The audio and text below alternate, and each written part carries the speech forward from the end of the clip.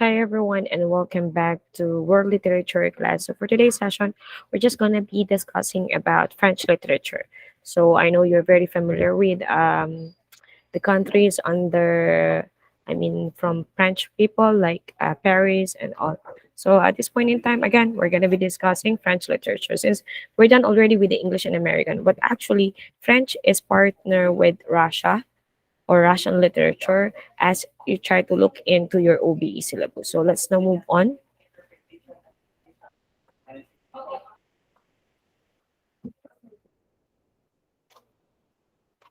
So if we're going to be looking into the French literature, since this one is like the bijou um, kind of literature, and you know that when you try to look into Paris, this is a city of love. So definitely, what you see in Paris are more of romance, right?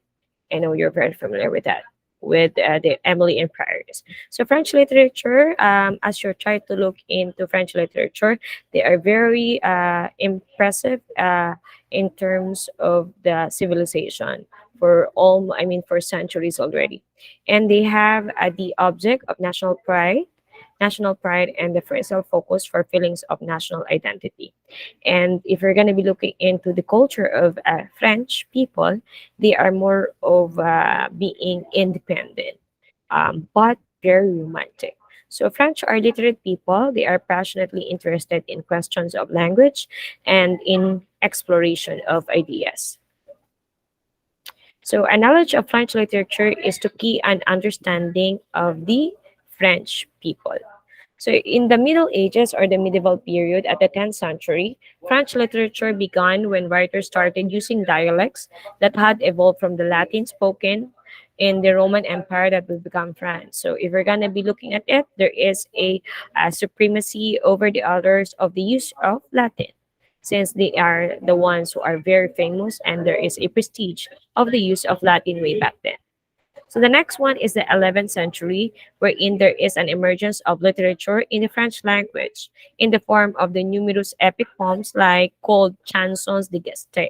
So this is composed in verse and narrative poems, and more than 100 chansons de geste have survived in around 300 manuscripts, and the poem is about more of heroic deeds of Charlemagne. At the 12th century, there is more than 100 chansons remaining the masterpiece piece in the Chansons de Roland, and which narrates the death of Charlemagne's nephew in Roland in rearguard action against the Saracens or Rosenvalles in the Pyrenees. So this is an exhibiting great skill in the differentiation of characters, and therefore creates an awakening of French national consciousness. So if you're gonna be looking at the eight phases of the song of Roland in one picture, this is more of the romance courtois of tales or courtly love, which is in the written verse in the Romance stamp. So here, there is a celebration of heroism of knights, and there is a particular importance of power, evocation of love as strong as death, and it was clearly presented in the Charlemagne's story. So here we have Tristan and Isolde. This is a tragic story of the adulterous love between Cornish knight Tristan. So if you're going to be looking at it into the type of literary text in the French literature, they are more of really, presenting more of a type of text that are so uh, liberated. Yeah. So like that. Let's now move on. So at the 12th century of the Middle Ages of the medieval period, there is the greatest poet in this tradition, who is very well known, was Christian de Troyes, an author of Eric, Lancelot, and Percival. So the lais were very short romance courtois, a genre to which Marie de France contribute many delightful examples. So the lais are short, rhyme tales of love and chivalry, often involving supernatural, fairy world Celtic motifs. Next one is the Chrétien de Troyes. This is a late 12th century French poet. and Trevor, known for his work on Arthurian subjects. So, for originating the character of Lancelot. We have also Marie de France, a medieval poet that is very particular with widely read and influenced the subsequent development of Romance and heroic literature genre. At the 12th century, we have here the single most significant medieval poem, the Roman de la Rose, written by Guillaume de Loris, and about 40 years later, and added 18,000 lines in a realistic or satirical vein. So if we're gonna be looking into satirical, this is a kind of uh, poetry, a type of poetry, like with lyrics and all.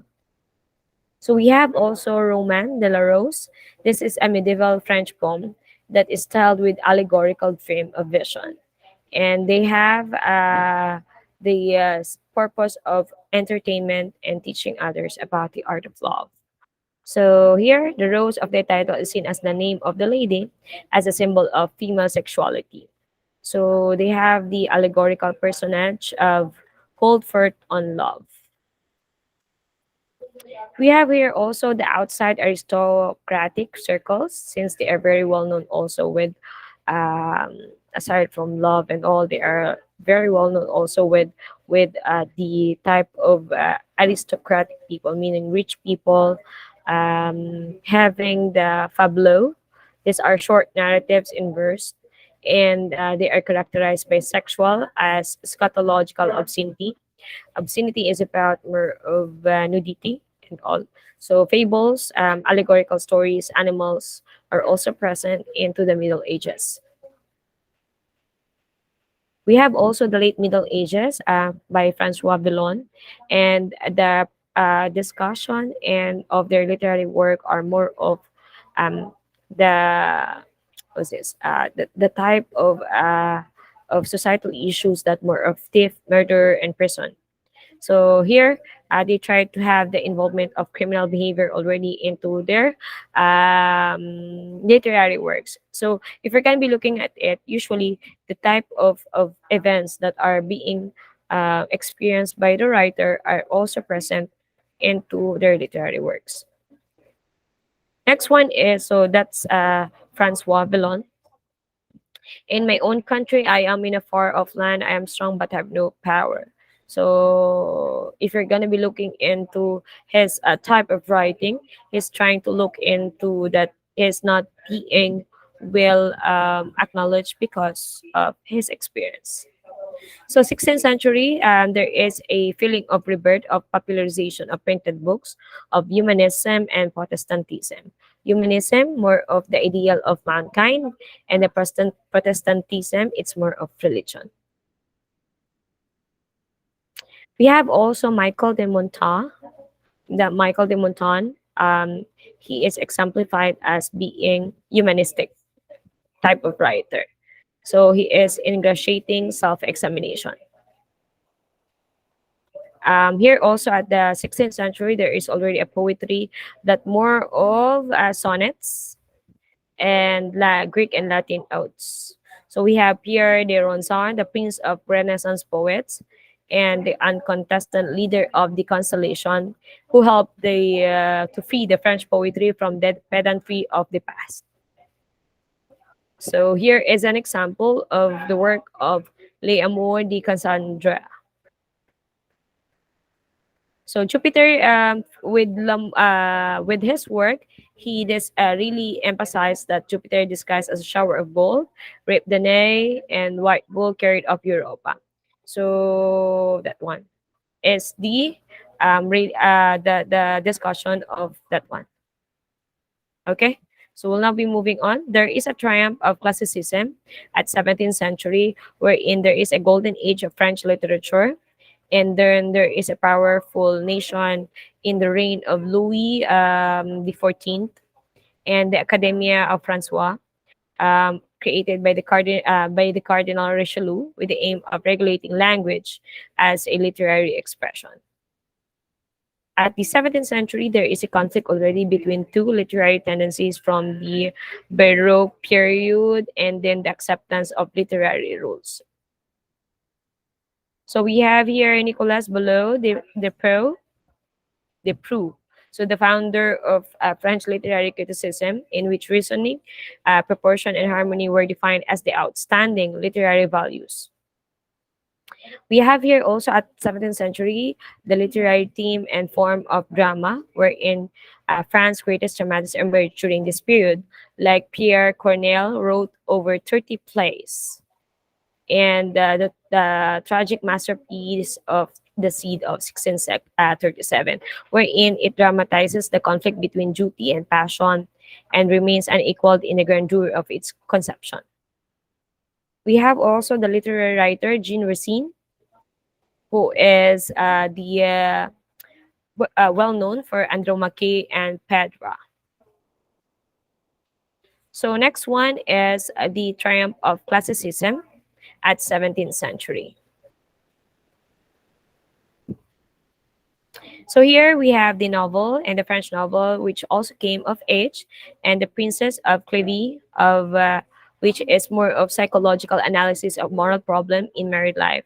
And the first historical novel, and also one of the earliest novel, was presented also in 17th century. We'll be continuing this one into another video of the discussion of French literature.